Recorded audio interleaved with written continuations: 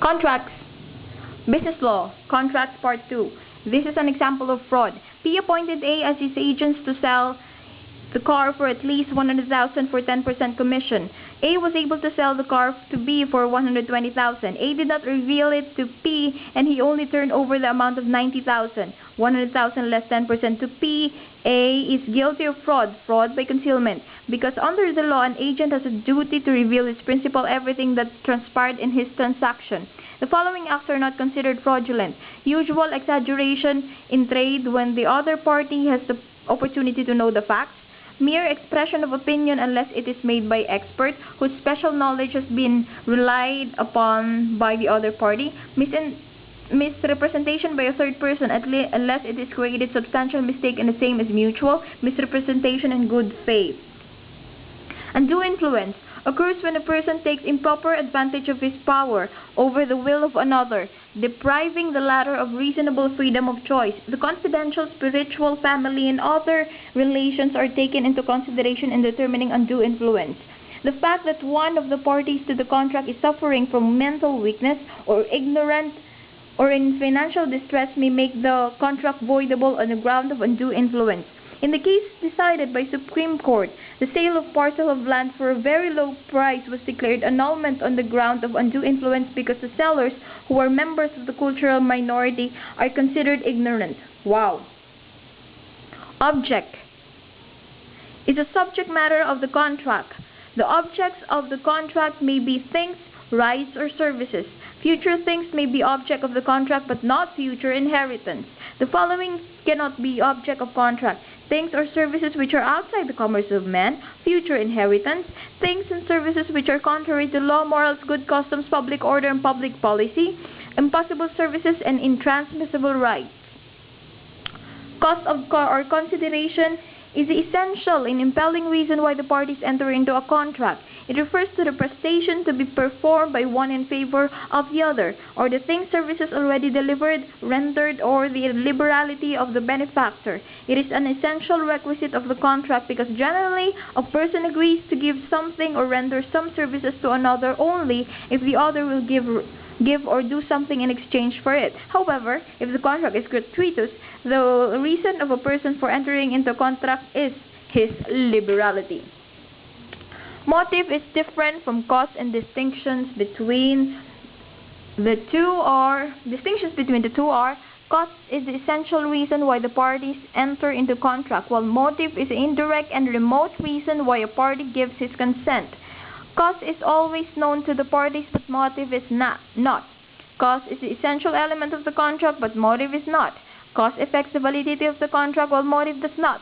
Insufficiency of cause, lesion, does not affect the validity of a contract as long as the consent between the parties is not defective. Furthermore, even if the cause is not stated in the contract, it is always presumed that there is a cause and that cause is legal. Interpretation of contract. Interpretation of contract means a determination of the intention of the parties to the contract.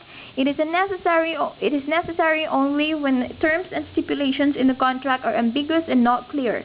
If the terms of contract are clear and there is no doubt upon the intention of the parties, the literal meaning of its stipulations shall control. The following rules should govern interpretation of ambiguous contract. If the words used in the contract is contrary to the evident intention of the contracting parties, their intention should prevail. If the intention of the parties can be determined based on their contemporaneous and subsequent acts. The interpretation of general terms of contract shall be limited to those things or cases upon which the parties intended to agree. Stipulations in a contract which admit of several meanings shall be understood as bearing that import which is most adequate to render the contract effectual. Words which have several meanings shall be understood in which is most in keeping with the nature and object of the contract.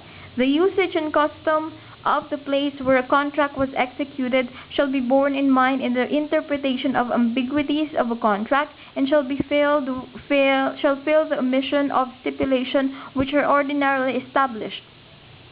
Obscure words or stipulation in a contract shall be strictly construed against the party who caused the obscurity.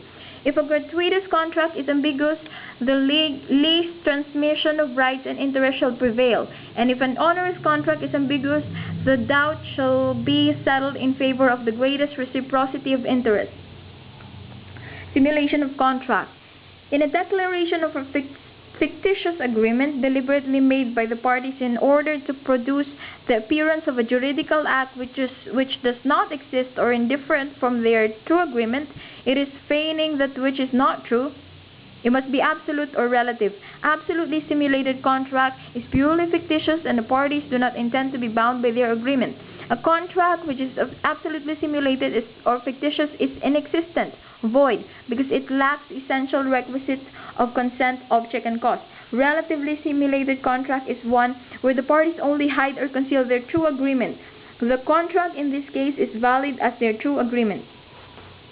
X donated his car to Y in order, however, that X's sister and brothers will not get angry with him. X and Y executed the contract of sale, where it appears that the car was sold by X to Y for 100,000. The contract of sale between X and Y is relatively simulated because they hide their true agreement, which is the contract of donation. In this case, the valid contract between them is the contract of donation because it is their true agreement. Next example. D owes 1 million in favor of C. D is afraid that he may not be able to pay the obligation on the maturity date. Fearing that C may file against him and that he may lose his house and lot for the non-payment of his obligation, he pretended he have entered in a contract of sale with X involving his house and lot. There is no intention between X and D to transfer the ownership of the house and lot to X, and X will not pay the purchase price. The contract of sale executed by them is purely fictitious. The contract of sale between D and X is absolutely simulated, hence it is void. Reformation. The process of rewriting the instrument in order to express the true agreement of the parties with there is embodied therein is different from their intention. In reformation, there is already a meeting of the minds between parties to the contract, but their true intention is not expressed in the document by reason of fraud, mistake, accident, or inequitable conduct. If mistake, fraud, accident, or inequitable conduct prevented the meeting of the minds between the parties, the proper remedy is not reformation but annulment of the contract. This remedy is allowed only before the contract has been enforced by the party who has the right to ask for reformation. Wills, simple donation, interviews with no condition is imposed, and void contracts cannot be reformed. Kinds of defective contracts. The defective contracts are rescissible, voidable, unenforceable, and void. The contract is valid when three essential elements of consent, object, and cause are not defective. In some contracts, formalities are required by law for their validity and enforceability, such as in contracts of partnership, which must be in writing when immovables are contributed. Otherwise, the contract is void. In real contracts, delivery becomes an essential element for their validity, such as contract of pledge. However, when the contract is not valid, it is wrong to conclude that it is void, because between the valid and void contracts, there are three other defective contracts, namely rescissible, voidable, and enforceable. Rescissible contracts.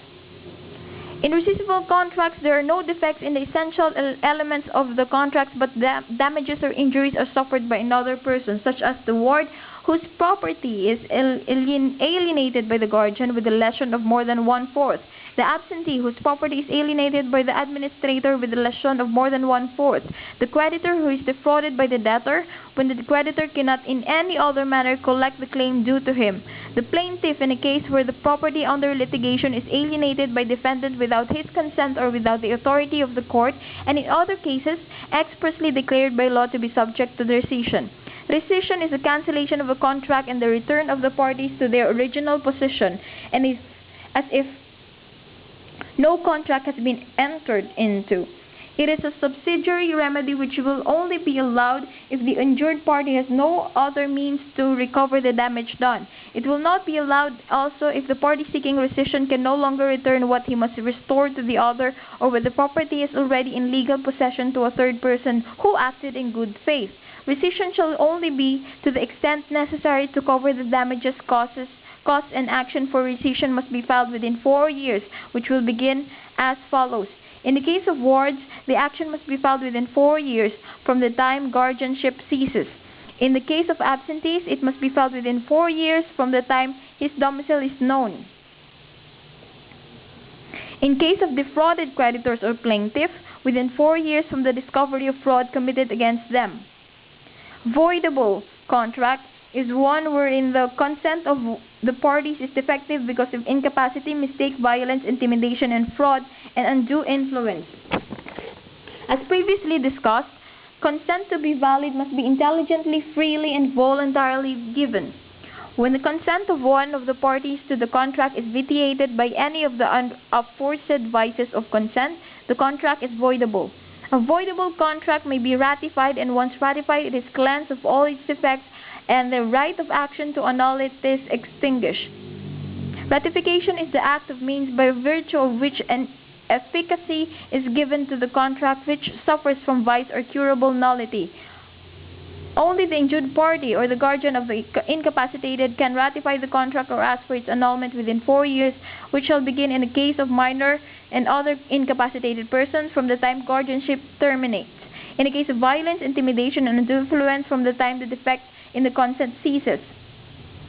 In the case of fraud or mistake, from the time of discovery of the same. Unenforceable contract is one which has been entered into without authority or in excess of authority, violate the statute of fraud, where both parties are incapable of giving consent. Under the statute of fraud, the following contracts must appear in writing in order to be enforceable: agreement not to be performed within a year, guarantee or special promise to answer for the death, default, or miscarriage of another, agreement made in consideration of marriage other than mutual promise to marry, an agreement for the sale of goods, chattels, or things in action at the price of 500 or more, lease for more than 1 year, sale or real property of or an interest therein, representation as to the credit of a third person. Contracts covered by the statute of fraud refer to those contracts which are purely executory. Executed or partially executed contracts are no longer covered by the statute of fraud. F sold this parcel of land orally to B, and B paid 50% down payment. Although the sale involves real property and although the contract is oral, B can enforce the contract against S. The contract is not unenforceable because B partially paid the purchase price. These defective contracts may also be ratified, but before ratification it can only be enforced by court action. Void or inexistent contract is one where the object or cause is defective, or when one, some, or all the essential elements of the contracts are missing, inexistent. This kind of contract cannot be ratified, and it cannot be assailed by third persons whose interests are not directly affected. The following contracts are void and inexistent from the beginning: those whose cause, object, or purpose is contrary to law, morals, good customs, public policy, and public order. Those whose object is outside the commerce of man, those which contemplate the impossible service, those expressly prohibited and declared void by law, those which are absolutely simulated or fictitious, those whose cause or object did not exist at the time of transaction, and those where the intention of the parties relative to the principal object of the contract cannot be ascertained.